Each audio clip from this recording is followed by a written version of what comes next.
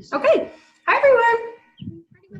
I'm Jennifer Bishop from the Toronto Region Board of Trade. I want to say thanks for joining us. Another exciting with moderated by Brent from the Partnership Group Sponsorship Specialist. I am sure that almost all of you know him. He's fabulous and one of my favorite people, especially during this time. He's helped with a lot of questions and eased some content in the beginning. Really looking forward to this discussion.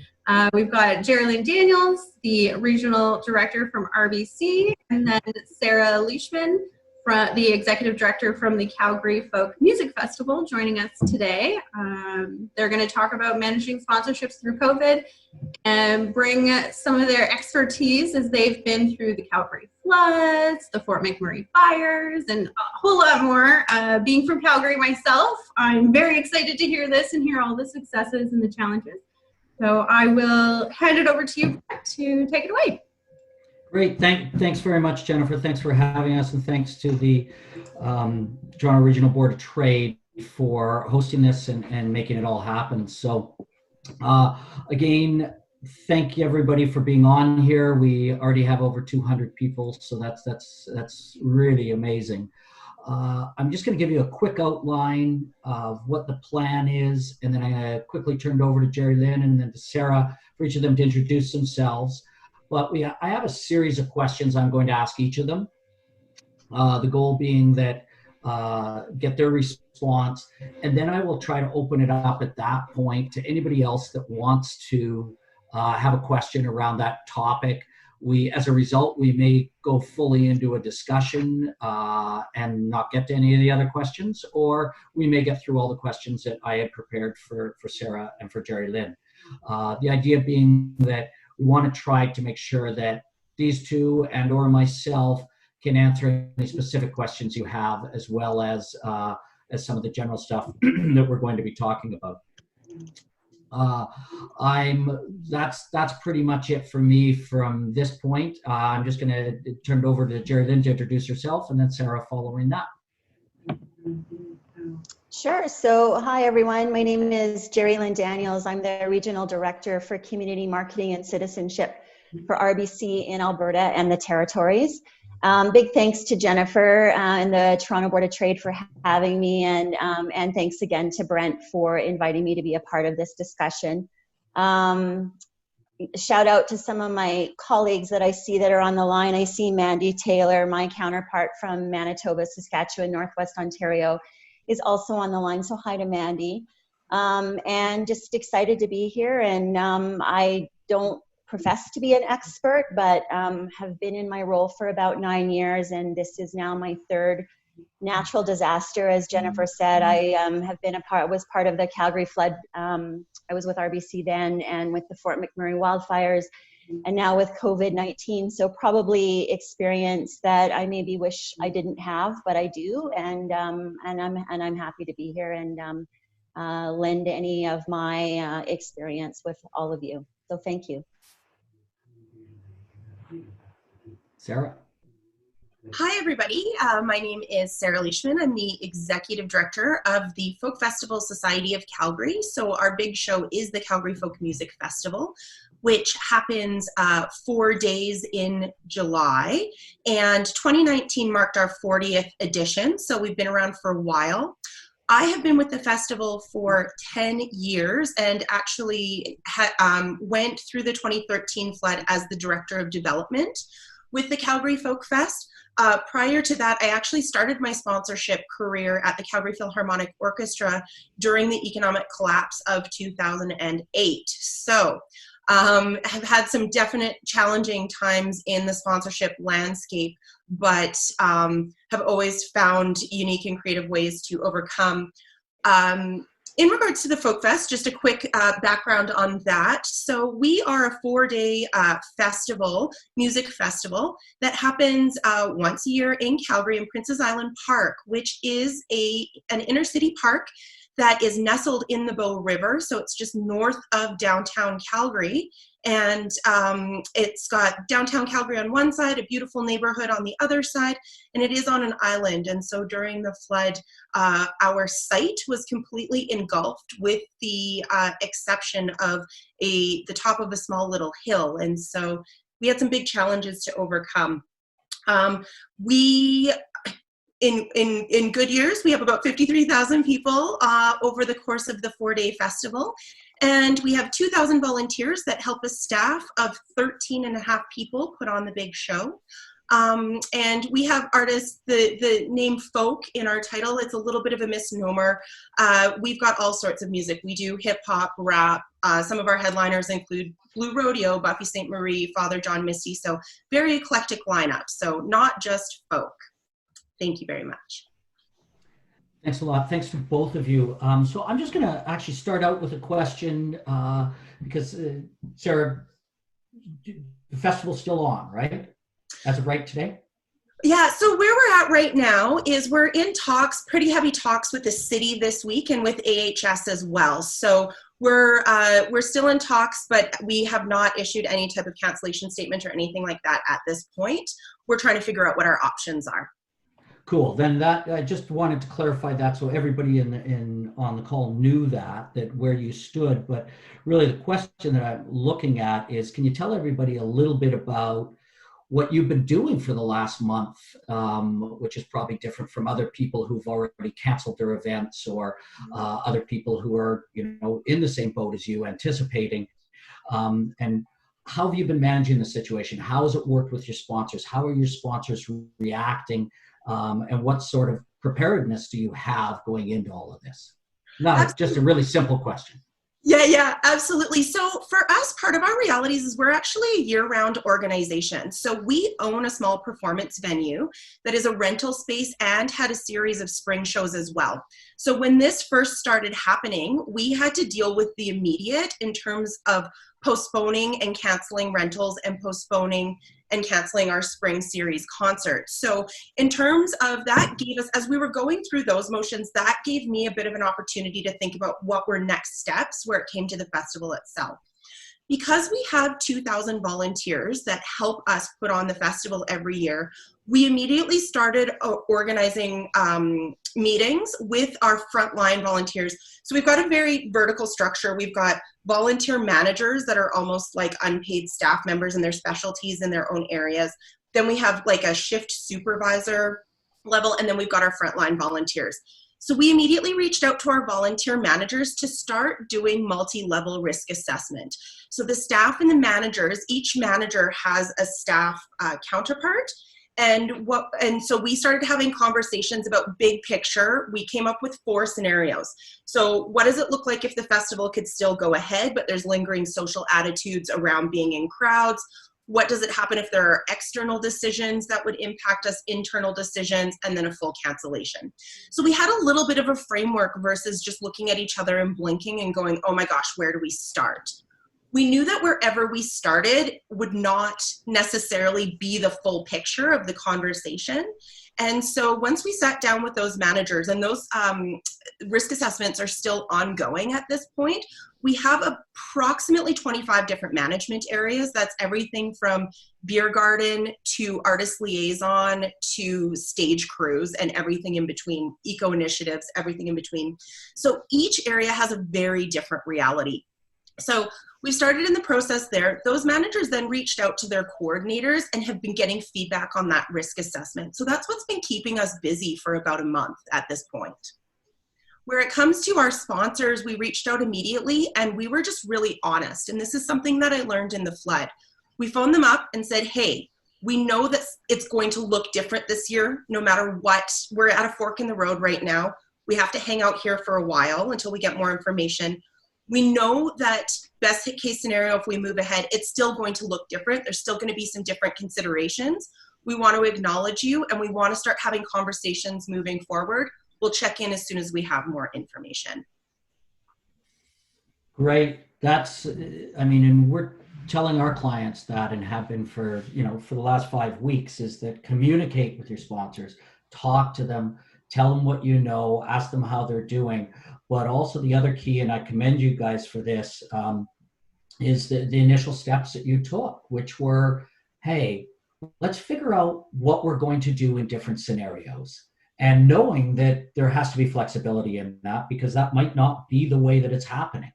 So Jerry, let me jump over to Jerry Lynn. I mean, your last, 6 or 8 weeks haven't been normal. The phone calls you're getting are probably quite different than they were 2 months ago. Your daily routine has probably changed dramatically, not only because you're at home rather than in downtown Calgary, but that whole world's changed. So how is it different? What are the requests that are on your time now? Like, what are you doing differently? And what those resources and what does an average day look like for you from a sponsor's perspective?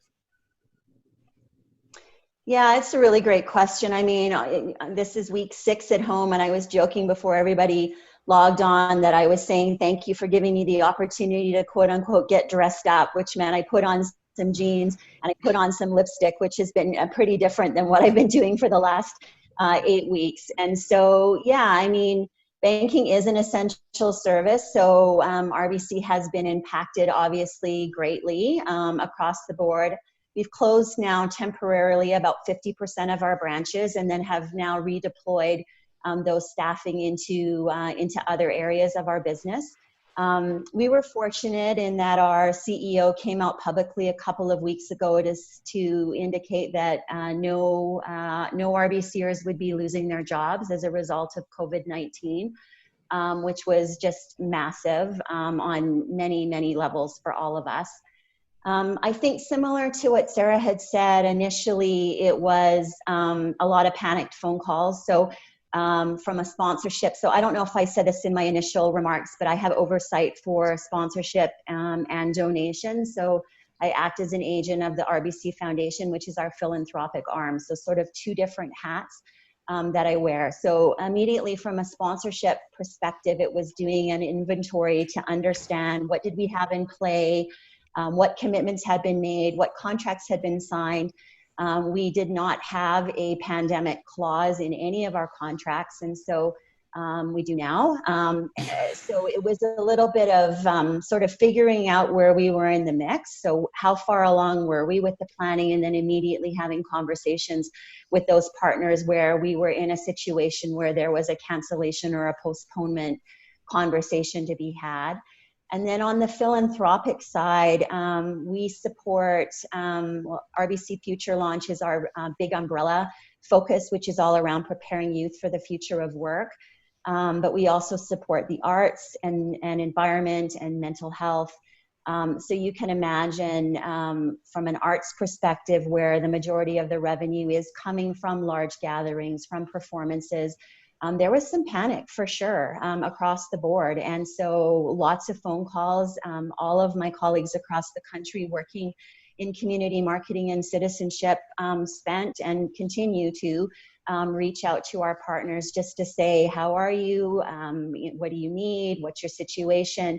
Just trying to get a pulse. And then we immediately moved to making some decisions around relaxation around our granting timelines, reporting, and even what the funds that had been previously committed, what they could be used for. So there was conversation that needed to be had with every partner to understand their situation and to understand kind of where we were in the mix with either sponsorship contracts or even with our philanthropic giving. I've been doing some things that are really outside of the realm of my day-to-day work. So in addition to those things that I just talked about, everyone would be aware that there was a big mortgage deferral program that was launched across the board. And so Canadians were given the opportunity to defer mortgages. RBC, being the largest bank in Canada, has the lion's share of those. We immediately experienced a huge backlog in the processing of those deferrals. And so myself and a number of others within my team put up our hands. We got trained in how to process these mortgage deferrals. And so for 3 weeks, I was working on helping to get through the backlog of those. So really very much an all hands on deck. I don't have any banking experience, so that was a really interesting thing for me to get involved in. But just really coming together as one to figure out what we needed to do to help our clients, whether they be our banking clients or whether they be our philanthropic and sponsorship partners. So yeah, it's been really interesting. And then you throw into the mix homeschooling and all of those other things. And it's definitely unlike any situation that I'm trying not to say unprecedented because I feel like that word is completely overused, but it's true. Thanks a lot, Jerry Lynn. And the one I'm trying to avoid is pivot. I'm just tired of that one. So amazing, and congratulations to RBC in that shift of, you know, taking a look at, and I think that that's what it is all about right now in all these areas, whether it's sponsorship or otherwise, but what needs to be done to take care of our partners, whether that partner is a mortgage holder or whether that partner is somebody we're giving money to, or whether that partner is somebody that we're trying to help build their brand or their position. So it's about stepping up to the plate, redeploying resources, and doing what needs to be done to get done for our partners. Sarah, I'm going to jump back a little bit with you, and I'll probably ask Jerry Lynn this right afterwards. But what did you learn, or what have you learned from the 2013 floods in Calgary when Princess Island was completely submerged except for the small tip of that hill, and a few weeks later you were hosting a festival in on that land, and all the electrical at the stage would have been completely ruined, all that sort of stuff. What did you learn from that you could apply now, or what did you learn in general and maybe haven't applied? Can you tell us that? Yeah, absolutely. The number one thing that we learned is that relationships are everything.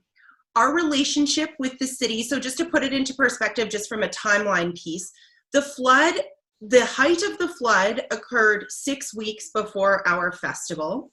We were then, but 5 weeks before we had to start setting up. We were in limbo for 4.5 weeks. We got 5 days notice that we were able to go ahead. Part of the reason we were able to go ahead was that on Friday afternoon before the Canada Day long weekend, the city said, we think we can make this work, but you guys are going to need to come up with 200 people to come and dig out the island. At that point, the sediment had set like wet cement, and we needed to dig out the trees so they could bring a backhoe in there. The weekend was going to be 30 degrees out, and the mud was full of E. coli. And they said, we need 200 people, 4 o'clock on a Friday afternoon. We put out a tweet, and in 27 minutes, we had a waiting list of 150 people to give up their weekend to dig out the island. That spoke to our relationship with the city, the fact that they trusted us to be a partner in making this situation remedial work with the island and making things better. It also spoke to our relationship with our volunteers and with the city. Not everybody that participated in that dig out, not all of them were volunteers. Some of them were ticket purchasers. And then with that, we also had sponsors showing up to help us dig out the island. Once we got the go-ahead, we lost 1/3 of our site, which meant that we had to figure out different ways of being able to honor sponsor properties that weren't what we had originally done the deal based on. So particularly stage sponsorships. We had to move some stages off-site, off the island, and into the Eau Claire market space. So for those who are unfamiliar with Calgary, it's a mall, and there's a bridge that goes from this mall area. There's a parking lot and a bit of a paved courtyard, if you will, or staging area. There's a bridge that connects the two. And so we had to move some of our activities off island. We had to move our arts market into the mall. So we had to phone all of our vendors and say, your ability to sell might be different this year. It might be a little bit hampered because you're not going to be on site. We had to call everybody individually and convince them that they still wanted to be a part of it, even though it had the potential to be vastly different in terms of what they were going to get out of the relationship and out of the partnership. And everybody stepped up to the plate. Everybody stepped up to the plate. We didn't lose any sponsors. We didn't lose any vendors. For some people, they didn't necessarily get the, sales opportunities that they were hoping for, but they were happy to be a part of it. And that had to do with our relationship.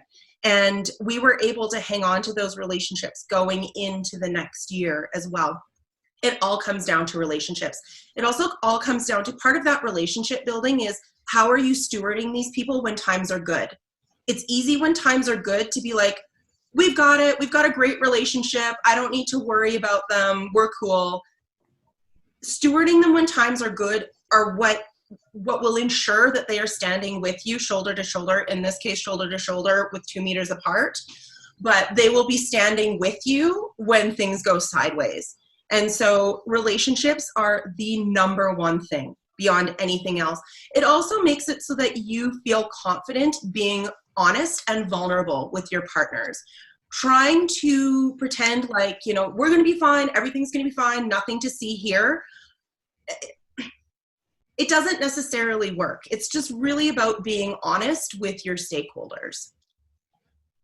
That's great. Hey, thank you very, very much. And that, again, the depth and the planning and the relationships are key, and not just the ones with your sponsors or the city or your ticket holders or your volunteers, but all together.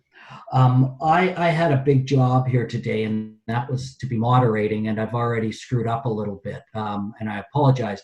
I had said that after each of the questions, I would try to open up the floor. So I'm going to do that right now. And, Sarah's just answered this question about what she learned from 2013 and how that affected that event and how they could make it happen. And prior to that, she talked about the question regarding, what she's been doing, and Jerry Lynn's talked about what she's been doing. Is there anybody that has a question? If you want, you can either use the Zoom group chat on the right-hand side, and I'll try to monitor that and bring up those questions and ask them. If you don't want to do it yourself, you can either do it publicly or you can send it to me privately. As well, if somebody does have a question, just when I bring up this opportunity, just unmute your mic and take your turn to ask the question. So if there is anybody has a question for either Jerry Lynn or Sarah, please feel free to go at this point. And if not, we'll move on with my next question for Jerry Lynn. Good. Okay. So Jerry Lynn, I'm going to basically ask you the same type of question. I mean, based on the floods of 2013 in Calgary, and then the Fort McMurray fires, and the impact that you had to, deal with in both of those cases, both there in Alberta, different parts of the province, but different types of disasters, and also different types of scenarios, large city, small city, oil and gas center, and business center. So when you start to look at that, those catastrophes or others, what has happened, not just related to events, but what did you learn coming out of both of those two events, both of those two disasters, that you could apply for programming that you might have been partnering on with arts organizations or social services agencies, and what did you learn back then? What happened that you could apply to today almost? Yeah, so I 100% agree with Sarah around relationships being key. RBC very much has the approach of when we're entering into a partnership with you, whether it's philanthropic or sponsorship, it is indeed a partnership. And so I wholeheartedly agree around that relationship piece. I think it is vital. Linked to that is the communication piece. And so really impressed, and I know this is a question you're going to ask a little bit later on, but I'm going to partially address it now. And that's just, I was really blown away by the number of partners, whether they're philanthropic or sponsorship, that reached out to us just to say, hey, how are you guys doing? Which was a little bit of a little bit unexpected, but I guess not so much when you think about how grounded this work is in relationships. All of us, I used to be a fundraiser myself, and this work is really grounded in relationships and in people. We're connected to each other, and those things rise to the top, I think, in times of challenge. Having experienced the floods and the wildfires and now the pandemic, I would say the response to each, I'm going to call them natural disasters, is very different. So When I think about volunteer mobilization, we're a company that's got 80,000-ish employees, and immediately when these disasters hit, our folks want to help. And so with the floods, it was a lot of, driving into, I remember groups of people driving into High River and just driving around looking for someone to help. So they would pull over and, start bailing out somebody's basement or whatever the case may be. When wildfires hit, that kind of volunteerism wasn't possible because it wasn't safe to do so. And so very different response to fires. And now with pandemics, it's looking like more virtual volunteering because of the social distancing challenges.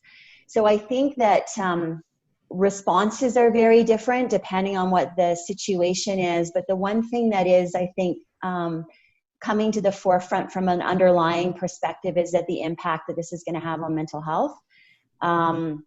After the floods, I remember having some conversations, and mental health has been a long-standing priority for RBC, and so we have a fair number of partners that are working in that space. And I turned to the experts to ask some questions around, as we were doing some planning around, size of gifts philanthropically, how long we would leave those increased gifts in play. And the feedback that I received is that the after effects from a mental health perspective are 7 years plus. And so we're still in situations where we've been funding mental health organizations still from the floods at an increased level. And now with COVID-19 and the work that's being done there, I suspect that mental health is going to be one of the biggest pieces of, I just think it's going to be one of those things that are going to have super long lasting impact. And so just kind of figuring out how to navigate that in the best way possible. We obviously can't be everything to everyone. We have a healthy budget, but it's not going to be enough to obviously address the issues. And so there's been a lot of collaboration as well. That would be the other thing that I would say that has come out of previous experiences with floods and fires is Calgary, because that's where I can speak to, has a really strong collegial approach to community investment as a whole. There's a number of groups that are meeting, and immediately with the floods, we've got on daily calls to start talking through those. What's everybody else doing? How can we band together? What's the information? If anyone was coming out with a larger announcement or announcement of support in any way, shape, or form, we were sharing that. So very collegial for sure. And then with Fort McMurray, the same thing. Obviously different companies coming together to have those discussions, but anyone that was doing work within Fort McMurray, we immediately started jumping on these daily calls. And then as time went on, they spread out. Eventually a task force was created, and I actually spent a fair bit of time the first 2 years following the wildfires going up to Fort McMurray and meeting with the charities there and just trying to better understand the situation and impact and how to recover. And I would assume that with COVID-19, we're going to see something similar. We are already doing those. They were daily calls, both internally and externally. They're now spreading out a little. Internally, we're doing 2 calls a week now with the community marketing and citizenship team to talk through opportunities, et cetera. So yeah, those would be my immediate thoughts there. Thanks very much, Jared. And I'm going to, there's a couple questions that have come up on the Zoom group chat on the right-hand side of your screen. And if you don't have that, if you go to the bottom of your screen and you just hit the chat tab there, it'll come up on the right-hand side. And several people have also sent me some private questions. So I'm going to try to address these, give you some thoughts, but also put them back to you, Jerry Lynn, and to you, Sarah. But it's the one from Jen that asked, we've explored moving our annual fundraiser online to a virtual event. Is there other ways that this could be done other than moving it online, or what do you think of an online event? And then there's a couple of questions that came up, and I'm just going to interject those. They both came in privately, but what if your sponsors don't want to be involved in an online event, or actually say to you, I'm not interested in being a sponsor anymore if you're taking this online. If comments or thoughts on online scenarios for events going forward in this scenario, and how you might take the festival, Sarah, and provide it as an online option too, or virtual to begin with. We saw a concert put on by Pepsi and others on Saturday night. And Jerry Lynn, how you would look at that from a sponsor's perspective? Yeah, so online options are definitely something that we are looking at. We're leaving no stone unturned at this point, simply because we certainly we're still sort of in a pause mode with the festival for this year. So we're trying to ensure that we have opportunities to remain connected with our community. It also offers us an opportunity, because we lost a full spring season. It offers us an opportunity to make up for a little bit of the gap that was created over the spring. So we started doing online happy hours on Instagram Live, where we have a local musician who then brings in a national level musician, and it's a little bit of a chat show format, and they both play, and it's a quick 50-minute show. So we've got that happening right now, and that's a little bit of a stopgap while we try to explore our options. Nothing is off the table at this point. Certainly, though, we know that online programming is not a replacement for what we do. The big crux of what we do is gathering together to experience live music together. It is not a replacement. And so that becomes a big part of the conversation. The thing that keeps me up at night is that in the difference with the flood, where we knew there was an endpoint, we didn't know if we could go ahead, but we knew that there was an endpoint, and we knew we'd be able to get the train back on the tracks after the flood, whether it be bumping our date or doing some fall programming or something like that. There is no end date right now to this. So right now, it's about having really frank conversations with our partners to say, we don't know what the next 18 to 24 months looks like, and we really need you to help us keep our heads above the water. We'll do it together, and we'll do unique things that help position your brand in an interesting way, but understand that we need to be creative together. And it's hard to have this conversation knowing that there's some incredible economic challenges in Alberta with the oil and gas sector. So again, it kind of falls back to those relationships. We now have a sponsor portfolio, a group of sponsors that genuinely want the festival to succeed. And if they are unable to participate, it's not about because they don't like what we're doing, it's because they simply are unable. And we were after the flood, because of the things that I had highlighted, and we realized who was in our corner, and it was pretty much everybody. It's not to say that some of those relationships haven't shifted, but it really crystallized in my mind to ensure that, of course, we need to bring in money. It's so important, but to really, really be cognizant about who is going to stick with us through the good times and the bad times, and also being open to having conversations that maybe continuing to sponsor, you're not interested in the online idea, that's fine. Maybe there's something else that we can do with you. Maybe we could convert your sponsorship to a corporate donation that would be the seed money for a fundraising opportunity or something like that. They may not be interested in one thing, but you almost have to view your new options and your new ideas as you would new properties if you were to do something in a more physical in-person event space. Thanks a lot. Thanks, Sarah. Jordan? Yeah, so it's so interesting. I didn't even know what Zoom was before COVID-19 came. And over the past 5-6 weeks, I've been to virtual birthday parties and online concerts, and I'm having pretty much daily meetings on Zoom or Microsoft Teams.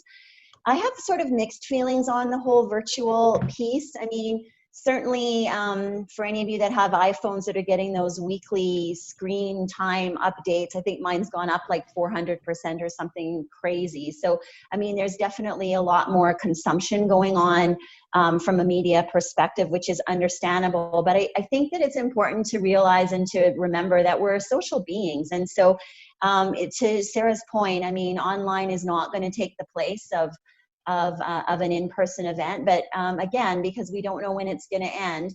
And I mean, arbitrarily, if they were to say, okay, starting July 1, you can start having gatherings, I don't think we're going to see a return to people coming out en masse. There's still going to be some nervousness, et cetera, at least until I think a vaccine is found, is kind of my opinion. So I don't think all events lend themselves well to virtual. We have some that are moving virtual that are doing so quite nicely. So an example of that would be, we do a sponsorship with the University of Calgary with the Fast Pitch competition, which is like a Dragon's Den-ish concept for student businesses. And they're going to record their pitches online. The judges will go into a virtual Zoom chat room. They'll watch the pitches, then they'll do some face-to-face questioning, and then they'll announce the winner. And I think it's going to lend itself quite nicely. I've seen recently quite a few of ungalas, if you will, so people who are trying to move their galas online. And I think there's been some success, but I also think that there might be some fast burnout of that. Again, to Sarah's point about we've sort of got a trifecta of things when you consider the economic hit that we're also experiencing here in Alberta.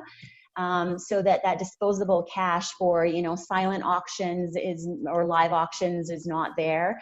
And even then, the types of items that are typically garnering the big dollars are things that we can't do, trips and travel and those sorts of activities. And so I do think as well that there's going to be some virtual fatigue. And so, when we're looking at moving our opportunities online, it comes down to objectives. So what was the objective that we were trying to accomplish in taking on that sponsorship, and can they still be met? And then similarly, when you're looking at the rights and benefits, which ones will translate nicely to online, which things can be replaced with something else. So where's the value add there? We sometimes will look at sponsorships as those sort of money can't buy opportunities for our clients. So where might those lie in terms of whether it's, some thought leadership or, something beyond just some logo recognition or whatever. So a way for us to bring in some of our expertise to the table in a way that's going to be meaningful. I think I'll just stop there. Thanks very much, Jared, and great insights. I wanted to address something, Sarah, that you had talked about a little bit in answer to a couple of questions that have come through on the private side, but one of them being that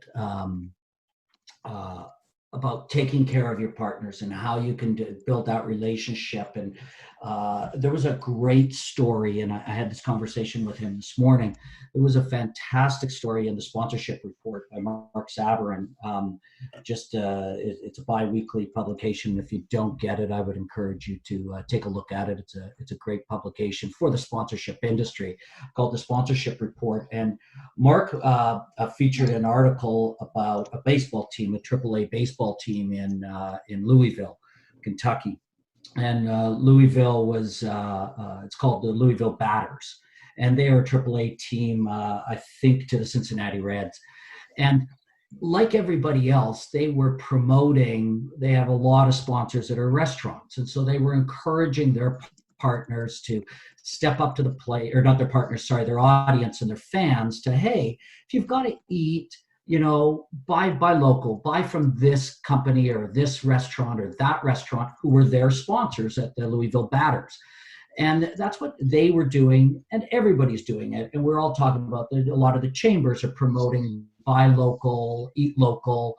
And in the States, there's a lot of drive-by pickups. So not just delivery using, Uber Eats or any of those sorts of things, skip the dishes, but actually drive-by pickup, curbside pickup.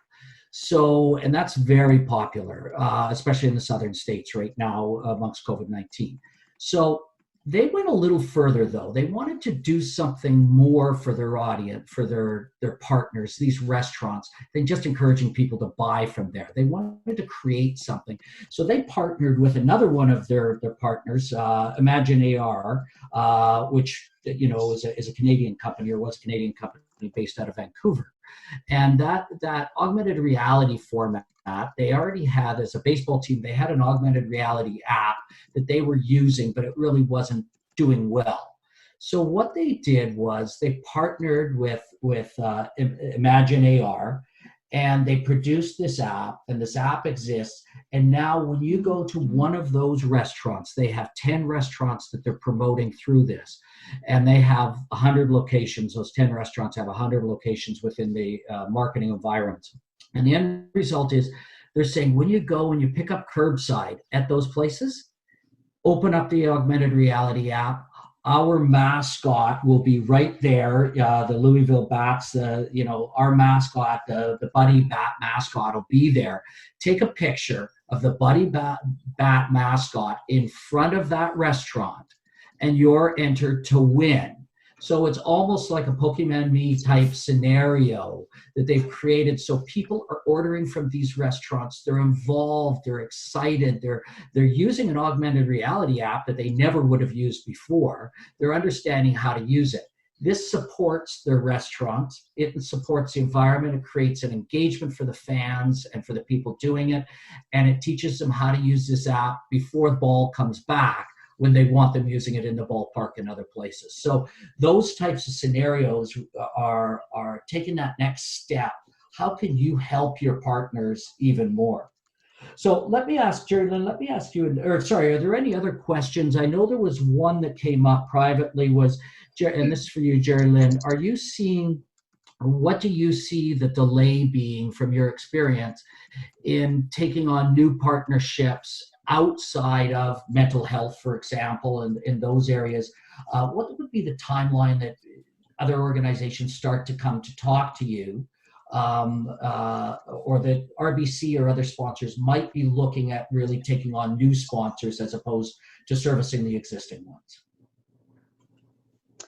Yeah, I mean, we're fortunate in that our budgets have not been cut. And so we're still operating really, I'm going to say business as usual, but obviously with caveats. So from a philanthropic standpoint, we're in active conversations with continuing to advance donations in the same way we would without COVID-19. From a sponsorship perspective, again, I mean, we're always open to having those conversations. I think there's a lot of considerations, though, that need to come into play. So, how realistic is it that an opportunity could happen? What is the opportunity? What's the benefits? All of those things. And so at the end of the day, a sponsorship has to align. There has to be a win-win. We have to see the value in whatever it is. And so, COVID-19 isn't going to take over everything that we're doing from a philanthropic or a sponsorship perspective. I think that we're still interested in moving those conversations forward, but there's a question of whether or not certain things can happen. So it depends a lot on the nature of the sponsorship that's being proposed. Great. Another question that's come up is that this scenario of what about those sponsors? And Sarah, you've already answered this, I think, to some extent, and I just want to address some of these additional questions, is that what about those sponsors that don't want to go into virtual and they don't have money right now? They don't have any money at all, but they've been committed and they've been a partner for years, or this was their first year coming into the festival. How are you dealing with those scenarios, and what would you suggest to other people? And when is the time? Here's the other one that's coming up, and it's not a surprise, but when do you go out and start talking to new people? Yeah, that's a great question. One of the things that we have never done at the Calgary Folk Music Festival and all of our other associated events is that if somebody can't participate, they still love us, but they can't participate, we do not take the approach where it's like, okay, well, you know what, you're dead to us, for lack of a better term. Like, we have never done that. So if somebody expresses that they still want to be a part of our family, but they just can't swing it, that's when we start having conversations around, okay, then are you able to commit to providing some of your product or service for our volunteers for perks for them? Because no matter what path we take, over the next 18 months, we still have a group of volunteers that we want to keep engaged. So is there a possibility of maybe looking at something in kind? Is there an opportunity that we could have a, brass tacks discussion about money, this time next year? So we don't forget people because they're not able to participate. If they simply say, no, we're done, we don't want anything to do with it, that's when we'll leave them alone. But we still keep them as part of the family, and try to think of creative ways to keep them engaged. They're still part of your stakeholder family. They still are. They've come and helped you when you needed help, and now it's time for you to help them. And so it's all about having conversations. It's also okay. One of the things I think sometimes we find is, we found this particularly for small local businesses, is that they are unable to participate in the way that they were, or unable to participate, period. And they feel really bad about it, and they stop returning your phone calls. And so you're starting to get a little bit frustrated because they won't return your calls. In situations like that, what I do is I phone them up, and if I'm leaving a message, I've always just said, hey, we know that your reality has changed. We just want to have a conversation with you. We're here for you. You've been here for us. We're here for you. This relationship goes both ways. Let's just have a chat. There's no strings attached to it. You're still part of our family. And it's really important, I think, to be explicit about that and to believe it. Do not say those words if you're planning on pitching them at 20 minutes into a half-hour conversation. You have to be genuine about what your motivations are. And it's okay to be explicit about it. And I think if anything, people appreciate it, because at least then they know what they're saying yes and no to. We really pride ourselves on being transparent and open about how we're doing business and what we're doing. And it's also okay to say, you know what, as a sponsor, that's just not the right opportunity for me right now. That's okay. It's just about having that two-way communication. And, that goes back into that relationship building piece. We're very, very, we do it at a staff level and with our volunteers. It's ongoing feedback both ways all the time. And so you should be doing that with your sponsors as well, because then they'll feel like they can come to you and say, we can't swing it this year. We're gutted about it, but we just can't do it. That's okay. Let's talk about what the future looks like. Terrific answer. And again, Sarah, coming back to, and there's a series of questions that are coming in, and I think everybody's decided to go private instead of actually publicly asking the questions on this Zoom chat, because I'm getting an overload here, and I'm trying to answer a lot of them, but you've just answered several of them, and that is about whether it's, an annual contract, whether it's a one-time contract. What if they're not ready, or what if they can't help? And it is about saying, hey, listen, we're here, we're partners. Let's look at this in a year.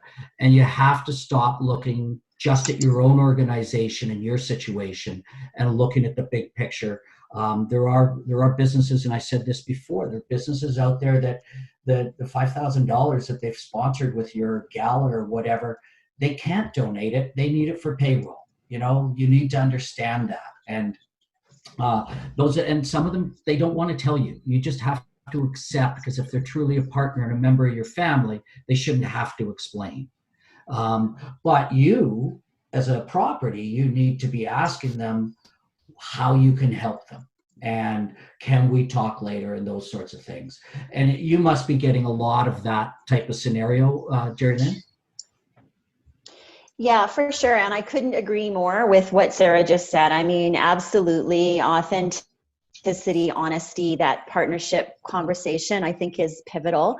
We've got sponsorships that are in a variety of places, as I had mentioned earlier. So some have been outright canceled. And in those cases, I don't think there's a blanket answer. I think each one is a case-by-case situation. So if it's a multi-year, then are we paying the rights fees now? And then they're holding them, quote unquote, in deposit for next year. That gives them the opportunity to have a bit of cash now to help them out with immediate needs. And it solidifies our position as, let's say, presenting sponsor for next year. I would say something about postponement, which is something that had come up at RBC, and that was immediately there was this move to postpone to the fall. And we stopped and when we had an internal national conversation, it was like, wait a minute, If we postpone everything to the fall, and the fall is actually when things are back to quote unquote normal, how are we going to do all of those postponed things plus all of the things that are already on the docket for that time frame? It's not possible. And so we have had some conversations internally around what makes sense to actually postpone and what makes sense to just outright cancel. And then the terms of those cancellations are being discussed, per the partner. So where it makes sense. In some cases, there may be a portion of the contract is being fulfilled, and therefore a portion of the rights fees may be paid. In some cases, it's full rights fees and it's being held as deposit for next year. In some cases, we're morphing to donation, as Sarah had alluded to. At RBC, we actually call it more than money. So yes, there's the money piece, but then there's what else can we bring to the table? So again, 80,000 plus employees. Is there virtual volunteering that we can be doing? Is there financial advice? Is there thought leadership we can be providing? So just having those conversations, and again, one size doesn't fit all. Every partnership is unique, and the objectives that we're trying to achieve with each may be unique as well. One thing that I will flag that came up yesterday, which I thought was interesting, is that so RBC is a big supporter of golf, and we did just recently cancel the RBC Canadian Open. But we've made a decision to continue on with the RBC Heritage, which is going to be done in a live format, but with no hosting, no audience, no hospitality. And the reason why we've decided to go forward is two. One, our objective of all of the brand recognition and the commercials that would be running during that time can be fulfilled. And secondly, we know that with the cancellation of all of the sports all of the sports that would be going on at this time have been canceled. People are super hungry for live sports. And so we're moving forward with our RBC Heritage, and that was shared with us yesterday. So interesting way to sort of look at different sponsorships that we might have in play. Terrific. Thanks very much. We're coming close. We've got 5 minutes left, and I would like to just ask both Jerry Lynn and Sarah the same question, and then we can wrap up from there. To both of you individually, I don't care which one starts. It's just, if you had any advice or had any advice to give to the 200 plus people that were on this call today, what would you be telling them to do, or that they should be focused on in the next 2 to 12 months? Sarah? I can go first. So what we learned in the flood was that we call it business unusual. So be prepared to look at everything you do and pull it apart and put it back together. Put in the time and the effort to look at things critically. I know that for us, we're a not-for-profit, we're a charitable festival. We run with, as I said before, 2,000 volunteers. We're year-round, and we've only got 13 and a half staff members. So it's very easy to say same as last year, or say like we always do. It's really easy to say those things. You cannot afford to revert to old practices. Some things will still work, in which case you can check that off your list. But pull apart everything that you do and look at it with a fresh set of eyes. That will keep you relevant. Thank you so much. Great. Thank you very much. And I would say, you know what, the same things that you would be doing if COVID-19 wasn't happening. Focusing on your relationships, the stewardship and the communication continues to be vital. I think you need to be authentic. So again, not making promises that you can't keep, and really having those honest conversations, those transparent conversations that we talked about earlier. Remember, it's a partnership. It's on both sides. And so, and then I guess the last thing I would say is be innovative as much as possible. I think this is, in some cases, the silver lining, if there is one, is there, I've talked to some partners who have been thinking about going virtual or thinking about trying something digital, and this has now been the push that they have needed to be able to make it so. And I think in some cases, it's going to end up being really beneficial. So yeah, I think just keep on keeping on and prioritizing your partnerships as you would any other time. Thank you very, very much. Thanks both to Jerry Lynn and Sarah for all your insights, for all of the knowledge that you shared with all of us today. And I think that in my closing comments, I want to say not only thank you to both of you, and thank you to Jennifer and the Toronto Regional Board of Trade for hosting all of this, but just keep safe, keep self-isolating. We will get through this. There will be a new world at the other end. It will be fun, it will be exciting, and a great opportunity. So floor is all yours. Thanks, Jennifer. Thanks very much for making this happen. Thanks everyone for attending. Brent, you're amazing. If there's other content that you guys want to hear, happy to work with Brent to host another one. Bring any questions forward. We will pass them on to our lovely Jerry Lynn and Sarah, see if we can get some more answers. Thank you. Have a great day and keep moving forward. Yay! Bye, everyone.